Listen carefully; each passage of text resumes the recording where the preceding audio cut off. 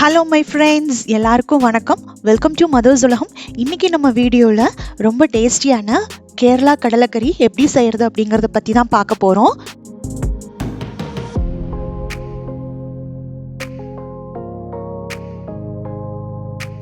அதுக்கான இன்க்ரீடியன்ட்ஸ் நம்ம இன்றைக்கி ஃப்ரெஷ்ஷாக மசாலா அரைச்சி செய்ய போகிறோம். இது மசாலாக்கான இன்க்ரீடியன்ட்ஸ் இது. ஸோ ஒரு நாள் நைட் முன்னாடி கடலையை ஊற வச்சு எடுத்து வச்சுக்கோங்க. ஸோ கடலையை இப்போ நம்ம வேக வச்சிடலாம். குக்கரில் சேர்த்துட்டு அதுக்கான உப்பு தண்ணி சேர்த்துட்டு ஒரு 10 விசில் வரைக்கும் விட்டு நல்லா சாஃப்டாக வேகிற அளவுக்கு விசில் வந்ததும் இறக்கி வச்சிடலாம். இப்போ ஒரு கடாயில் தேங்காய் எண்ணெய் சேர்த்துக்கோங்க. ஏன்னா கேரளா கடலைக்கறிக்கு தேங்காய் எண்ணெய் தான் நல்ல ஃப்ளேவர் கொடுக்கும். சோம்பு, பட்டை, அதுக்கப்புறம் கிராம்பு எல்லாம் ஆட் பண்ணிட்டு லைட்டாக வதக்கிடுங்க.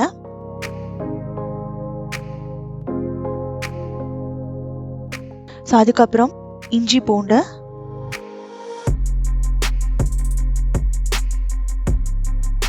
ஸோ மிளகு ஒரு ஸ்பூன்,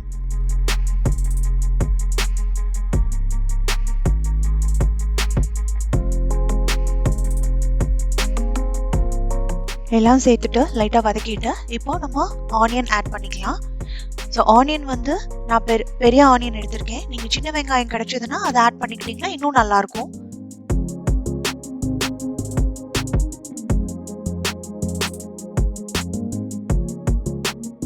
ஸோ இது கூட கொஞ்சம் உப்பு சேர்த்துக்கோங்க, சீக்கிரமாக வதங்கிடும்.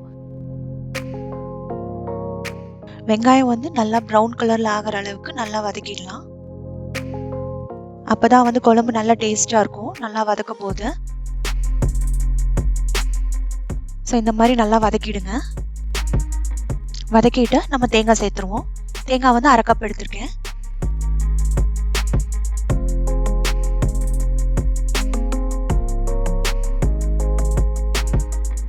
ஸோ இதை நல்லா பேஸ்ட்டாக அரைச்சிருங்க ஆறுனதுக்கப்புறம்.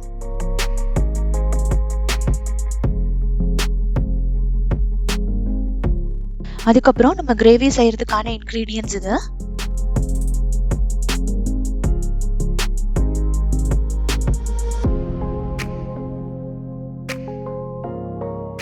ஸோ அதுக்கப்புறம் கடாயில் தேங்காய் எண்ணெய் சேர்த்துக்கோங்க.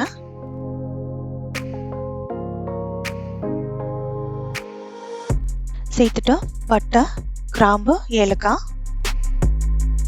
அதுக்கப்புறம் ஒரு 1/2 வெங்காயம் வெட்டி வச்சிருக்கேன், அதையும் சேர்த்துருங்க.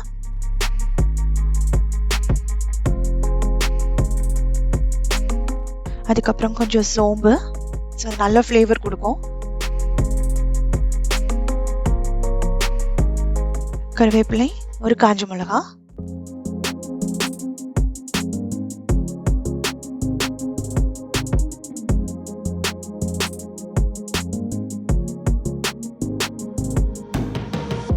ஸோ நல்லா வதங்கட்டும். வதங்கினதுக்கு அப்புறம் சில்லி பவுடர், தனியா பவுடர், மஞ்சள் பொடி, கொஞ்சம் கரம் மசாலா 1/2 ஸ்பூன். ஸோ இதெல்லாம் சேர்த்துட்டு லைட்டாக வதக்கிடுங்க.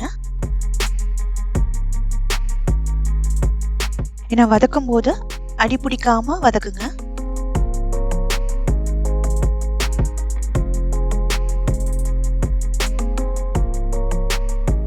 இப்போ நம்ம ஒரு தக்காளி நான் வெட்டி வச்சிருக்கேன், அதையும் சேர்த்துடலாம்.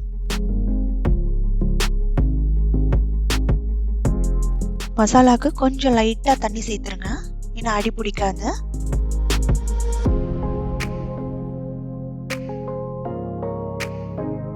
தக்காளி நல்லா ஸ்மாஷ் ஆகிற அளவுக்கு இந்த மாதிரி வதக்கிட்டு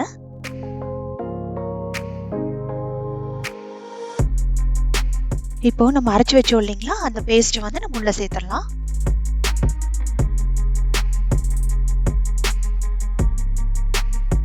நல்லா அந்த மசாலாவோட மிக்ஸ் ஆகிற மாதிரி நல்லா கலரி விட்டுருங்க. ஸோ அது கொஞ்ச நேரம் கொதிக்கிட்டோம்.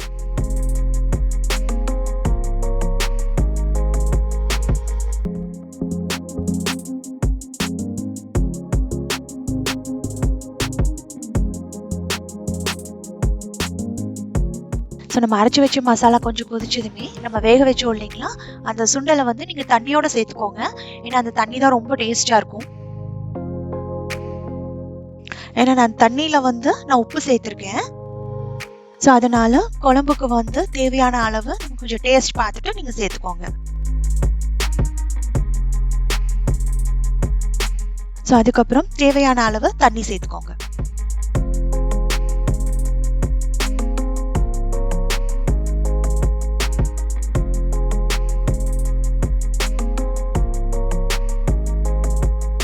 சேர்த்துட்டு நல்லா கலந்து விட்டுருங்க. உங்களுக்கு எந்த கன்சிஸ்டன்சியில வேணுமோ அந்த அளவுக்கு நீங்க தண்ணி சேர்த்துட்டு கொஞ்ச நேரம் கொதிக்கட்டும், மூடி வச்சிடலாம்.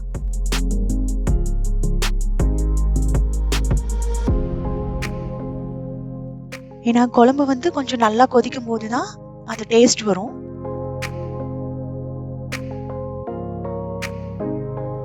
ஸோ கிட்டத்தட்ட ஒரு 15 நிமிஷம் வரைக்கும் ஸ்லோ ஃப்ளேம்ல நல்லா கொதிச்சிருக்கு. ஸோ இப்போ நம்ம குழம்பு வந்து ரெடி ஆயிடுச்சு, கடலை குழம்பு.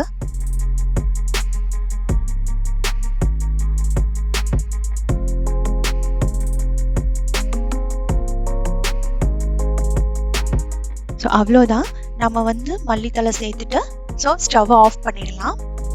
ஸோ நம்ம இந்த கடலைக்கறி வந்து கொலா புட்டு கூட நல்ல சைட் டிஷ். இது நம்ம பூரி சப்பாத்தி இது எல்லாத்துக்கும் கூட ரொம்ப நல்லா இருக்கும். ஸோ இப்போ நம்ம சர்வ் பண்ணிடலாம். ஸோ நீங்களும் வந்து இந்த கேரளா கடலைக்கறியை வீட்டில் செஞ்சு பாருங்க. செஞ்சு பார்த்துட்டு உங்களோட வேல்யூபிள் கமெண்ட்ஸை வந்து கீழே போஸ்ட் பண்ணுங்க.